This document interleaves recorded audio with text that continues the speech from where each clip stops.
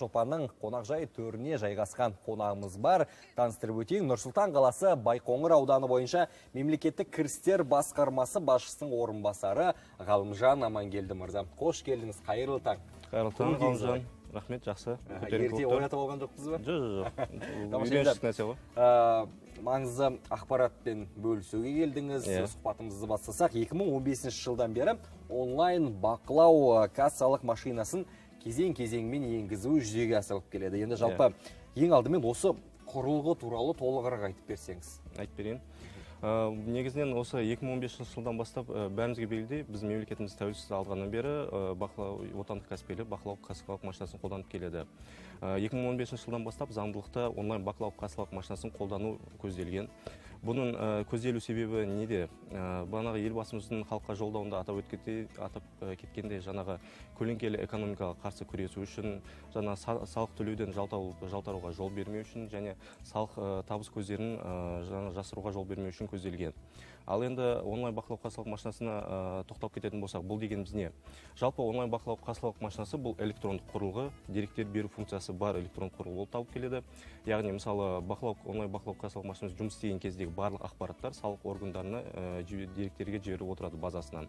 Бұл мысалы айта кетейік, бір күнде қанша чек басылған, қандай сомаға басылған туралы және жұмыс күн біткен кезіндегі есептілік жапқан кезде немесе қандай да бір жағдайда тұтынушыдан қайтарып келген сома болатын болса, бұның барлығы автоматты түрде салық органдарына беріліп отырады. Және бұның бір артықшылығын айтып өтейін дегенім, бірінші жерден онлайн бақылау кассалық машинасының артықшылығы, жай кассалық машинадан артықшылығы. Бұл жерде біріншіден мысалы барлығы электронды және интернет арқылы болғаннан кейін, сіз мысалы өз үйіңізде отырып, немесе басқа қалада отырып, сіз өз бизнесіңізді бақылай аласыз. Мысалы, үйде басқа қалада отырсыз, кіріп логин парольмен жеке кабинетіңізге кірдіңіз, мысалы, қанша чек неғылды, қанша кіріс болды, қанша чек бір күнде неғылды, қандай табыс көзі болды, сізде бір күнде соның бәрін көре аласыздар. Және тағы бір айырмашылық бұл жерде мысалы ескі бақылау кассалық машиналарда фискалды жады болатын болса, жаңа форс-мажорлық жағдай болған кезде, яғни бақылау кассалық машинасы іштен шыққан кезде, немесе жоғалған, ұрланған кезде, ол бақылау кассалық машинасындағы ақпараттарды қалпына келтіру мүмкін болмайды еді. Жоғалып кетеді, болды, оны ештеңе істей алмайсыз. Ал бұл жерде болса, бақылау кассалық машинасы жоғалған немесе істен шыққан кезде, бұның барлығы жаңа деректер базасын сақтап отырады. Және де бұл жерде мысалы бұрынғыдай салық қолма-қол ақша айырысу, есептілік кітабын толтырудың қажеті жоқ.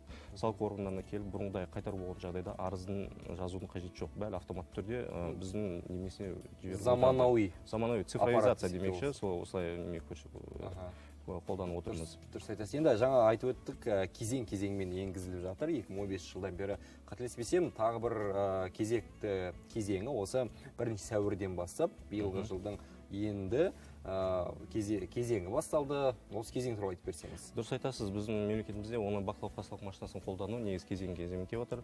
Ең алғашқыдан келетін болсақ, 2015 жылдың 1 шілдесінен бастап жаңағы алкоголь және мұнай өнімдерін көтермен сатумен айналысатын кәсіпкерлер салық төлеуші қолданып келеді. 2016 жылдың 1 қаңтарынан бастап 10 қызмет түрімен айналысатын кәсіпкерлер қолданып келеді. Бұлар көбінесе сән салондары, қонақ үйлер, мейрамханалар және сантехника жабдықтары, құрылыс материалдарын сататын, көтерме сататын салық төлеушілер. Ал 2018 жылдың 1 қазаннан бастап 17 қызмет түрімен айналысатын кәсіпкерлер қолданып келеді. Бұлар көбінесе автокөліктерді сатумен, жеңіл автокөліктерге қосалқы бөлшектер көтерме сатумен айналысатын салық төлеушілер, жаңа олар техникалық қызмет көрсетумен айналысатын салық төлеушілер және СТО-лар, мысалы солар қолданып келеді. 2019 жылдың 1 қаңтарынан бастап барлық ашық базарларда арнайы салық режимінде қызмет көрсететін салық төлеуші қолдануға міндетті. Ал бағана сіз айтқаныңыз 1 сәуірден бастап бұл жерде 323 қызмет түрі бар. Сол қызмет түрімен айналысатын кәсіпкерлер салық төлеуші қолдануы тиіс. Бұлар негізінен такси қызметі, жаңа жеке меншікті жалдайтын немесе жалға берумен айналысатын кәсіпкерлер, салық төлеушілер және автокөлік құралдарын сатумен айналысатын жалға беретін кәсіпкерлер қолдануы тиіс. 2019 жылдың 1 шілдесінен бастап барлық көтерме бөлшек сауда саласына қызмет көрсететін салық төлеуші қолдануға тиісті. Ал 2019 жылдың 1 қазаннан бастап бұл жерде бағанағы 1 шілдесінен бастап айтайын, бұл жерде 86 қызмет түрі қарастырылған. Және сонда кезең-кезеңмен байтаптына бұл кезеңіне алатыр.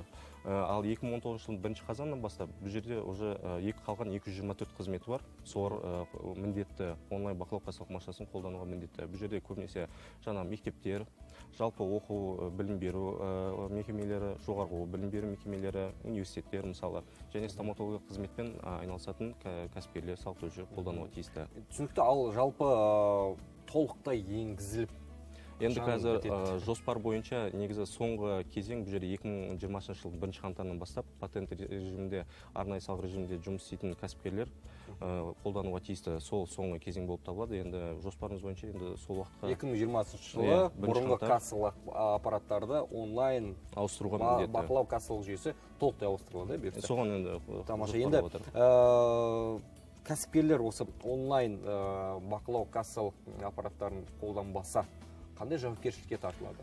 Жауапкершілік бұл жерде әкімшілік жауапкершілік қарастырылған. Егер уақытылы қолданбаса, онда Қазақстан Республикасы әкімшілік құқық бұзушылық кодексіне сәйкес 15 айлық есеп көрсеткіштен 50 айлық есеп көрсеткішке дейін айыппұл салынады. Жаңа бұл жерде айыппұлдың мөлшері бұл салық төлеушінің субъектілігіне байланысты. Мысалы, қай субъект жатады? Кіші, ортаңғы немесе жоғары кәсіпкерлік субъектісіне соған байланысты салынатын болады міндетті түрде.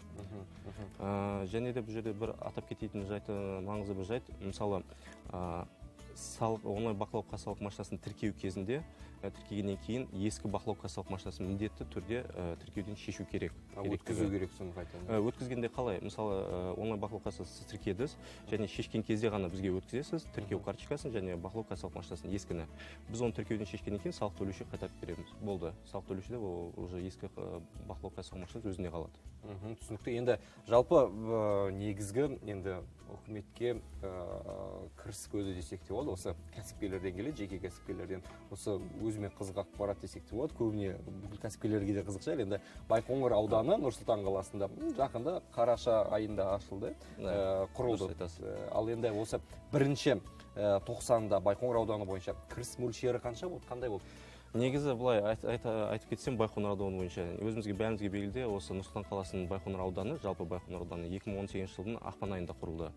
Ал Байқоңыр ауданы бойынша мемлекеттік кірістер басқармасы осы үкіметтің қаулысымен 2018 жылдың шілде айында құрылды, бірақ нақты жұмысын 2018 жылдың қараша айынан жұмыста бастады.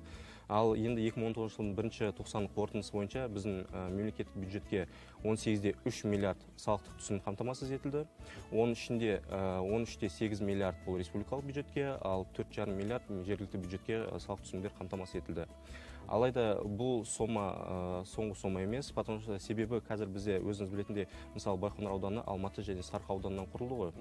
Сол себепті қазіргі уақытта мына салық төлеушілерді беру үрдісі жүріп жатыр. Біздің тілмен айтқанда салық органдарының реструктуризация процесі үрдісі. Және ол аяқталған жоқ әлі жұмыс кезінде. Бізге беріп жатыр, екі ауданнан аударып жатыр.